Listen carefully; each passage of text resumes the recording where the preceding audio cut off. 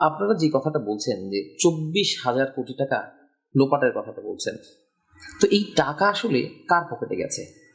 এটা কি সরকারি বেসরকারি মিলিয়ে যে 101টা এজেন্সির কথা বলা হয় যে তারা সিন্ডিকেট করছে, তাদের পকেটে, নাকি এর পেছনে আরো বড় কোনো অদৃশ্য সিন্ডিকেট আছে যার নাম আমরা এখনো জানি না? মালয়েশিয়াতে এই লিমিটেড লাইসেন্স বা সিন্ডিকেট বলে এটা শুরু হয়েছে 2016 সালে সেপ্টেম্বর মাসে বাংলাদেশ সরকারের সাথে সম্পাদিত একটি সমঝোতা স্মারক চুক্তির পর। জি, 2016 সালে এই সমঝোতা চুক্তির একটা ক্লজ ছিল, Bangladesh recruiting agency who will send the workers to Malaysia, it will be selected by the Malaysian government. ওকে। এই ক্লজের বলে, এই কালো ক্লজটার বলে আমাদের সার্বভৌম ক্ষমতার উপর একটা হস্তক্ষেপ করে এই একটা সিন্ডিকেট চক্র গড়ে উঠছে। আমাকে আরেকটু পিছনে যেতে হবে।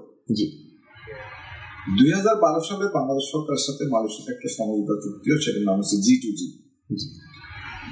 G2G তে গভর্নমেন্ট 2012, 13, 14, 15, 16 সাল পর্যন্ত 8,000 লোক পাঠাতে পারে। আচ্ছা।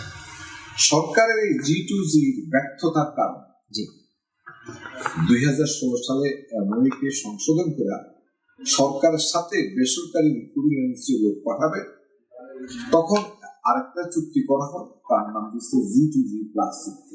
আচ্ছা, তার মানে সরকারও পাঠাবে, বেসরকারি এজেন্সিও পাঠাবে।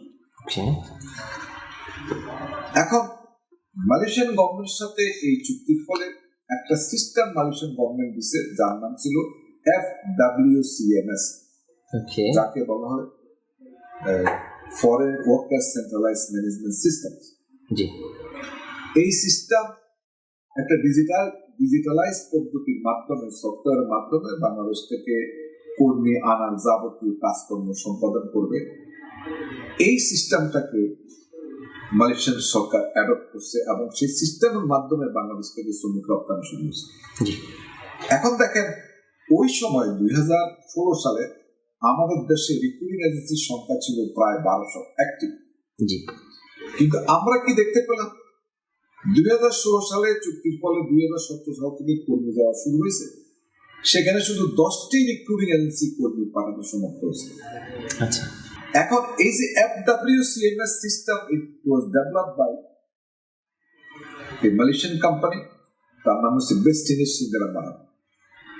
এই বেস্টিনেটের মালিক ছিল, সিও ছিল বাংলাদেশি বংশোদ্ভূত দাতুশ্রী আমিন নামক এক ভদ্রলোক। আচ্ছা। দাতু আমিনের আরেক পার্টনার ছিল মালয়েশিয়াতে, ওনাকে বলে দাতু জ্যাকেল নামে পরিচিত। আচ্ছা।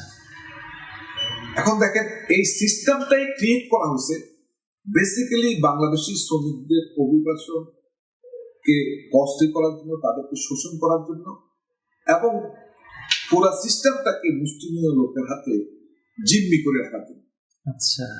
তাহলে সিন্ডিকেটের যাত্রা শুরু হয়েছে 2016 সাল থেকে, পরিকল্পনা তারা অনেক আগের থেকে করে আসছে। এই যে FWCMS system, centralise foreign worker centralise management সিস্টেমটা, এটা বলতে পারেন, আমরাও জানি, বিনা টেন্ডারে সরকারের লোকজনদেরকে ইনফ্লুয়েন্স করে যেভাবে তারা করছে, এটাকে অ্যাডপ্ট করছে two recruit foreign workers for Malaysia.